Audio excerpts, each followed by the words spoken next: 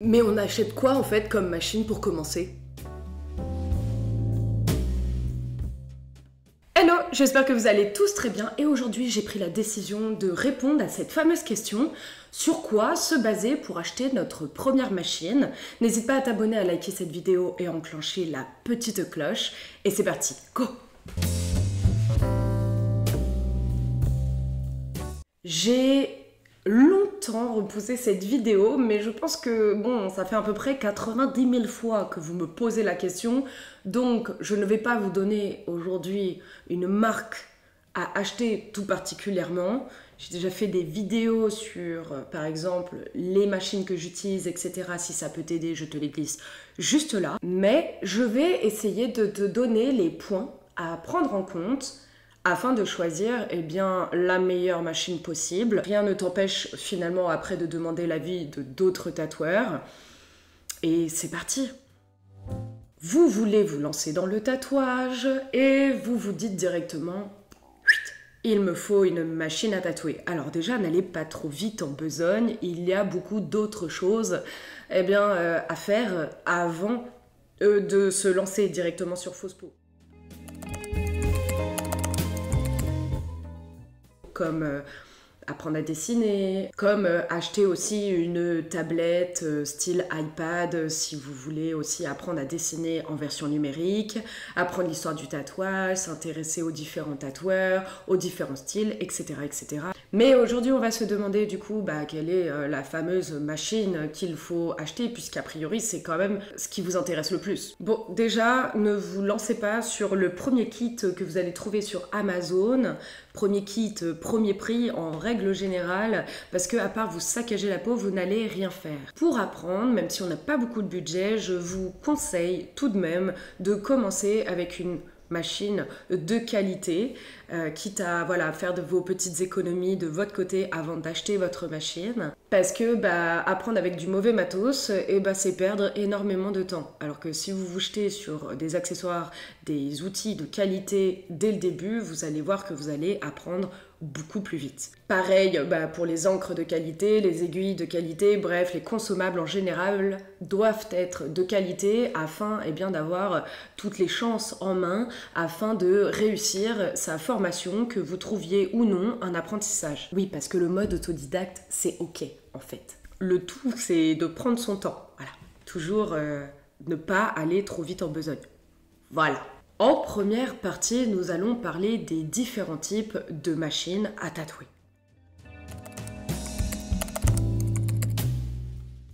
Bon, déjà, vous avez différentes façons d'appeler la machine à tatouer. Donc, beaucoup sont OK pour dire que le mot dermographe est celui qui convient le mieux pour parler des machines à tatouer, mais d'autres vont parler de pistolets, de stylos, de bécanes, etc., etc. Et si on doit tout bien simplifier, on va dire qu'il y a deux grandes catégories de machines, les rotatives et les bobines. Bon, déjà, à quoi sert la machine à tatouer? Oui, on va commencer par la base des bases.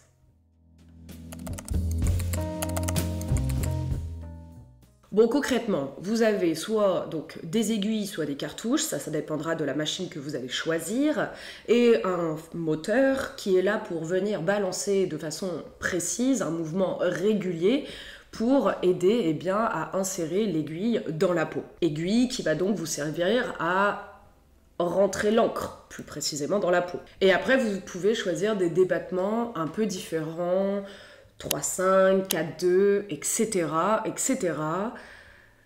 Mais on y reviendra un peu plus tard. On va parler dans un premier temps de la bobine.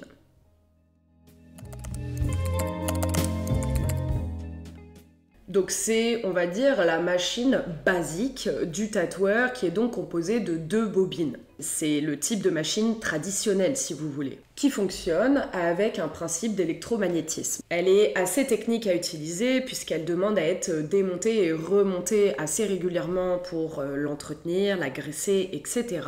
Mais aussi parce que en plus de ces réglages qui sont assez particuliers, on va dire, elle est assez lourde et elle vibre plus ou moins, sans parler du bruit. Voilà. On dit souvent que si vous avez commencé avec ce style de machine, eh bien clairement passer sur un pen, donc une rotative, derrière, bah franchement c'est finger in the nose. Et on va dire qu'elle est restée vraiment très fidèle à elle-même dans le temps, malgré le fait que ce soit le premier style de machine que l'on pouvait retrouver sur le marché. Voilà. Elle n'a pas énormément évolué. Une fois que vous avez compris comment la monter et la démonter, l'avantage c'est que vous avez juste à changer la pièce défaillante en allant les acheter soit sur internet, via les sites de revente de matériel de tatouage, Killer Ink, TC, etc. Soit en allant chez un professionnel de votre choix dans votre région. Elle demande à avoir donc un système d'alimentation afin de la faire fonctionner. Et puis d'une pédale ou non, ça dépend de votre système d'alimentation, s'il a un système automatisé ou non. Donc la machine à bobine, elle, c'est la classique, on va dire, et elle existe depuis 1891, rien que ça. J'avais d'ailleurs fait un short parlant de ça. Elles sont devenues quand même un peu moins lourdes avec le temps, puisque c'était une vraie problématique, clairement, avec les vibrations, etc. Beaucoup de tatoueurs souffraient de tendinite, entre autres. Donc vous aviez ce système de poignées et de tubes de raccordement. Et ça comporte aussi un cadre avec une barre d'armature à ressort. 2 bobines, des tiges en fer, une borne de contact, un condensateur et enfin une borne de liaison. Bon, ça, c'était pour les plus gros trucs que vous pouvez retrouver dans la composition d'une bobine. Après, bien sûr, vous avez les vis de blocage et des joints toriques, etc., etc. Mais là, ça devient vraiment trop technique. Tout ça pour dire qu'elles étaient donc plus grosses, plus bruyantes, plus encombrantes et plus lourdes. Enfin, elles le sont toujours, puisque vous pouvez encore vous en procurer et beaucoup de tatoueurs, en fonction des styles qu'ils font, choisissent de partir sur ce type de machine.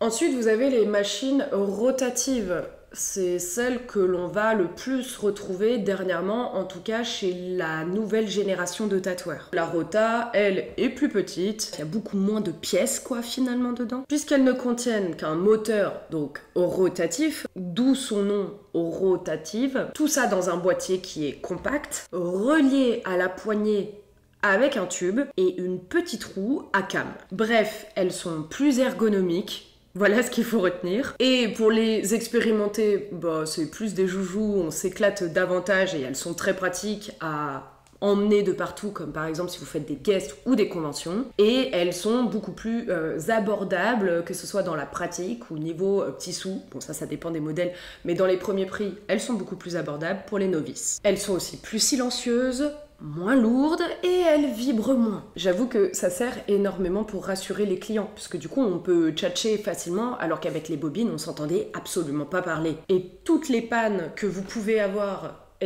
sur ce type de machine sont reliées donc au moteur, dû à la simplicité de conception de ces machines. Du coup, s'il y a un truc qui casse, ça coûte tout de suite beaucoup plus cher. Fallait forcément qu'il y ait un désavantage par rapport à la bobine. Concrètement, en cas de panne, vous ne changez pas les pièces, vous achetez une nouvelle machine. Voilà, donc c'est pas le même coût. Bon, maintenant que tu connais dans les grandes lignes les 2 types de machines, comment choisir sa machine? Parce que du coup, on n'a toujours pas répondu à la question.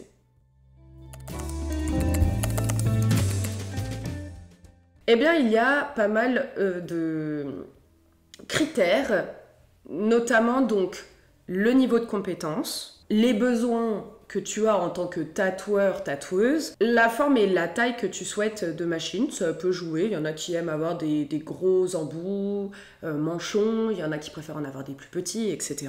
Si tu aimes avoir du poids dans ta machine ou non, le prix que tu es aussi capable de mettre ou non. Et après, il y a des machines plus ou moins faciles à entretenir, sans parler donc du bruit, de la vibration, si tu as envie de les personnaliser ou non, mais ça je vais t'expliquer ça davantage, etc., etc.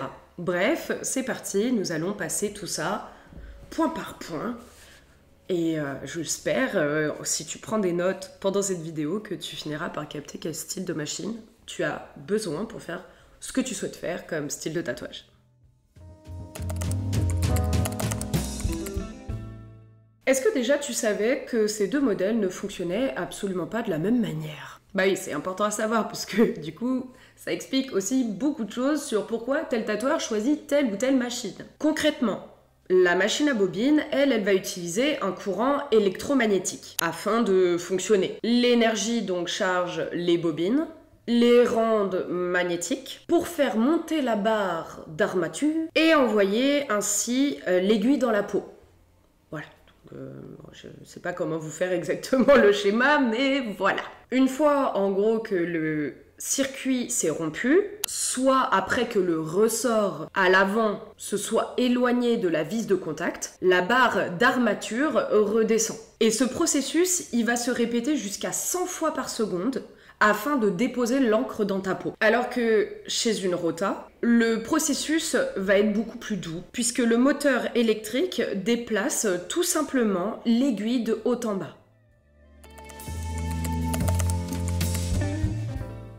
J'ai aussi fait allusion au niveau de bruit que faisait la machine. Je ne sais pas si vous êtes déjà rentré dans les vieux salons de tatouage, mais quand on rentrait vraiment, il y avait un bourdonnement constant et on avait vraiment du mal à parler avec le tatoueur.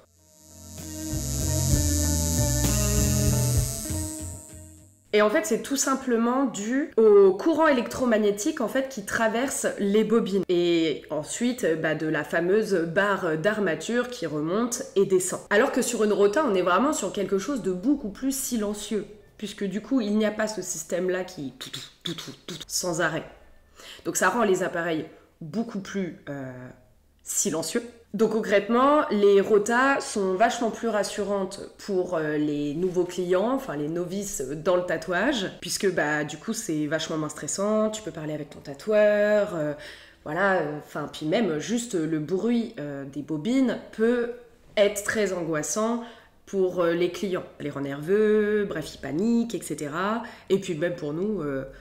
ça a un charme, mais j'avoue que mes confrères tatoueurs travaillant avec ce type de machine sont très courageux parce que je pense que moi j'aurais la tête vraiment comme ça. Et après il y a toute la team des gens qui trouvent ça comme une sorte de bourdonnement un petit peu rassurant qui te berce lorsque tu te fais tatouer. Bref, que ça fait partie de la démarche du tatouage, de la session de tatou en elle-même.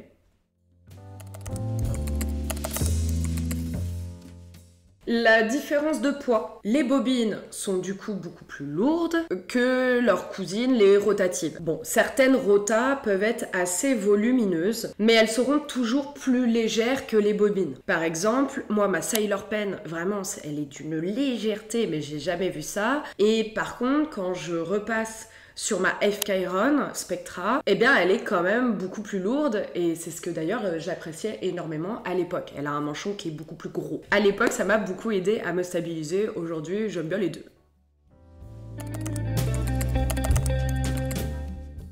Beaucoup préféreront du coup passer sur des rotas pour tout ce qui va être session assez longue, pour justement question que elles sont plus lourdes, en plus elles font du bruit, en plus elles vibrent.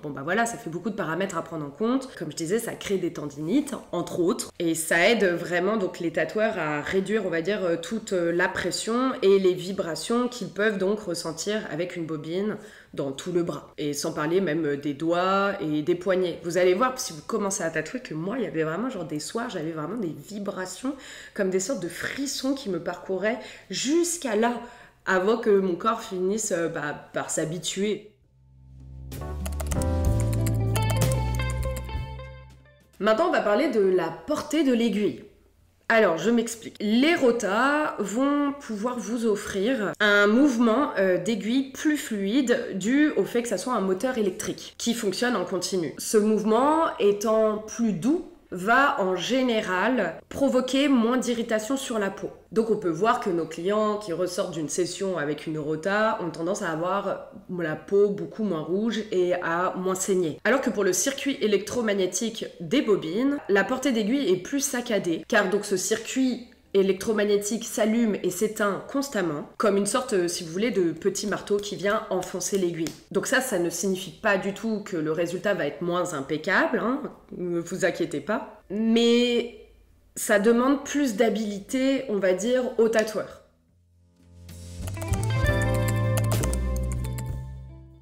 Si vous débutez, il est préférable que votre machine soit maniable. Car oui, le niveau de compétence a un énorme impact sur la machine que vous allez donc choisir. Et c'est pour ça qu'en règle générale, on vous conseillera de partir sur une rota pour commencer. À part si vous tombez donc sur un maître d'apprentissage qui est donc plus à l'ancienne et qui va vous apprendre directement avec la bobine. Moi, j'ai plus commencé avec la bobine.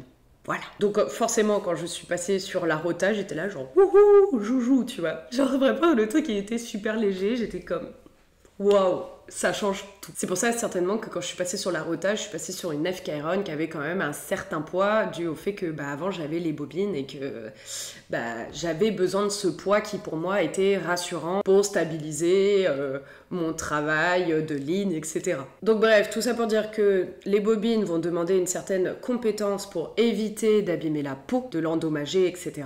Et n'oubliez jamais que quand vous travaillez sur une fausse peau, il y a une réelle différence que quand vous travaillez sur une vraie peau. Donc c'est pas parce que tu es à l'aise avec une bobine sur fausse peau que ça va être ok quand tu vas arriver sur la vraie peau.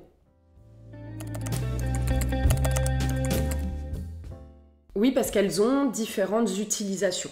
Déjà, il faut savoir que sur les bobines, eh bien, tu vas en avoir une qui va te servir à faire tes lignes et une qui te servira à faire tes ombrages. Et certainement une qui te servira à remplir. Bref, quand tu bosses avec une bobine, eh bien, tu as besoin de plusieurs machines. Et c'est vrai que ce manque de polyvalence va avoir un énorme impact sur le fait de partir ou non, du coup, sur ce type de machine. Concrètement, l'appareil rotatif, vous prenez votre cartouche et vous changez comme ça au fur et à mesure de votre tatouage.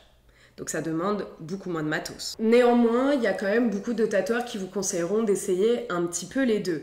Imaginons, vous voulez faire de la fat line, un peu typé old school avec de la RS, etc.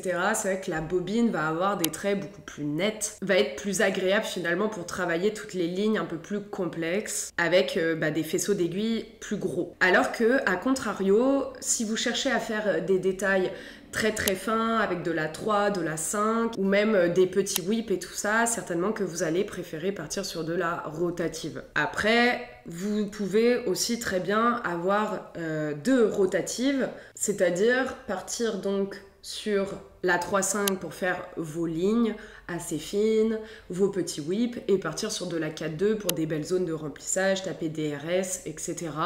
Mais voilà, le débattement 4-2 va être quand même plus violent, il tape un peu plus et du coup attention aussi de ne pas avoir les mêmes problèmes qu'avec une bobine, c'est-à-dire une force de frappe plus grosse qui sous-entend que si vous n'avez pas les compétences nécessaires, vous pouvez très vite faire du blowout, faire fuser les lignes. Maintenant nous allons parler du prix.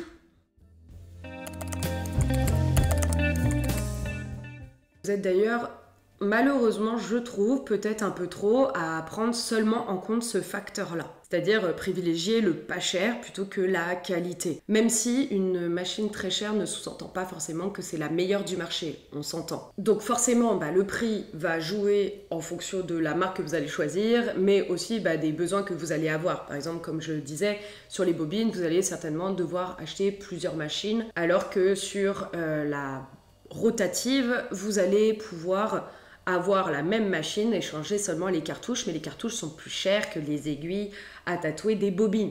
Il faut calculer, voir ce qui est le plus rentable pour vous et en fonction forcément du coup de la marque que vous allez choisir. Et après vous avez ces fameux kits d'entraînement, mais attention, ces kits sont adaptés pour les fausses peaux seulement, pas pour la vraie peau humaine.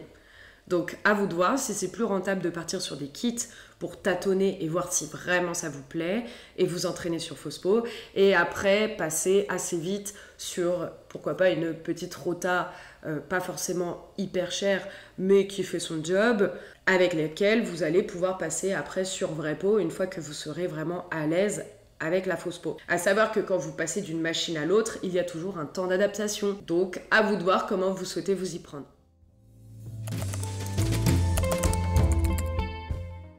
Maintenant, on va parler des besoins d'entretien en fonction des types de machines. La machine à bobine demande énormément d'entretien. Enfin, ce dernier prend pas mal de temps. Parce que l'idée, c'est que vous ne pouvez pas seulement la pchiter comme on peut faire avec certaines rotas de désinfectant, parce que vous allez endommager donc les pièces.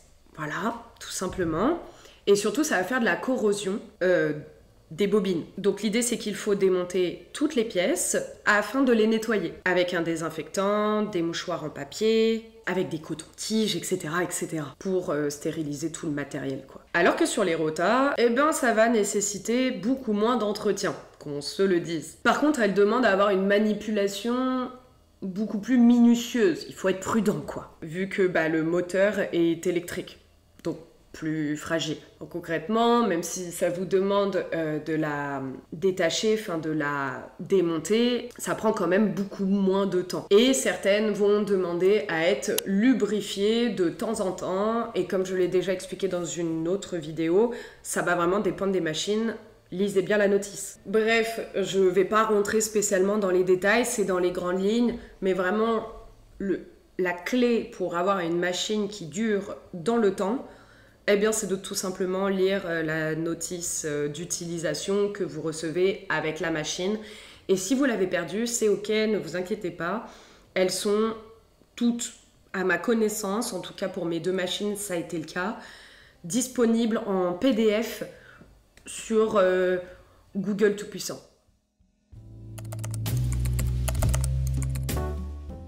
Je vous avais déjà parlé qu'il fallait donc une certaine compétence pour choisir l'une ou l'autre machine. Et s'il y a des bobines et des rotas qui demandent à avoir des pédales, vous pouvez aussi avoir beaucoup de rotatives qui n'en demandent absolument pas. Elles sont portables en gros, comme ma fameuse Sailor Pen ou encore la Nomade, etc. Ou je crois qu'il y a la Travel Pen aussi qui est comme ça.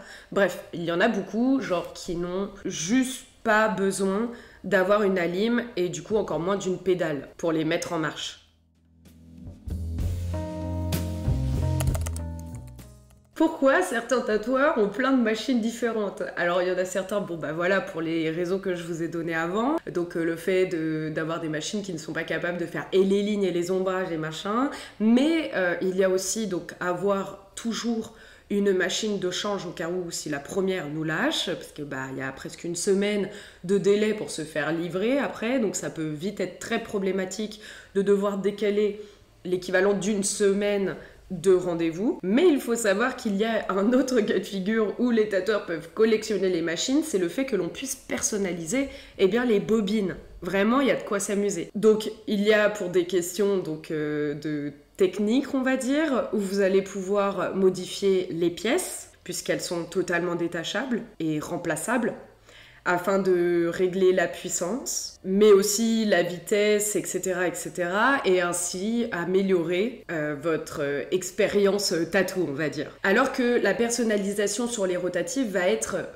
même si elle n'est pas impossible, beaucoup plus onéreuse. Donc par exemple, si vous devez changer le moteur comme moi j'ai eu à le faire sur la FK-Iron, sachez que c'est une machine qui vaut entre 700 et 1000 euros en fonction des modèles, voire plus si vous prenez le dernier modèle qui vient de sortir, et que quand mon moteur m'a lâché, à l'époque, je l'avais racheté 300 euros, donc c'est pas la même, on va dire. Mais sinon, vous pouvez aussi personnaliser en mode, vous avez des bobines Lego, ou avec des espèces de trucs métalliques que vous pouvez mettre dessus en décoration. Je vais essayer de vous en trouver sur le web et de vous en mettre.